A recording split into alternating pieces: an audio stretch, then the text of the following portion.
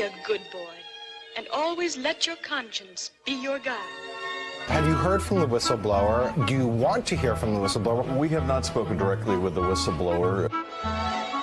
Just to be clear, you don't know who this alleged whistleblower is or what they are alleging. I don't know the identity of the whistleblower.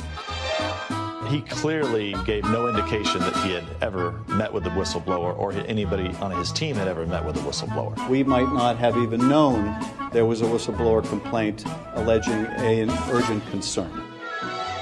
Schiff was tipped off about the complaint days before it was filed. His office acknowledged that the whistleblower had reached out to a staff member. How does he explain that when clearly at that point the whistleblower had come to Chairman Schiff's committee? I believe he destroyed his credibility. And he just wasn't honest with how he answered these questions. Perhaps you haven't been telling the truth?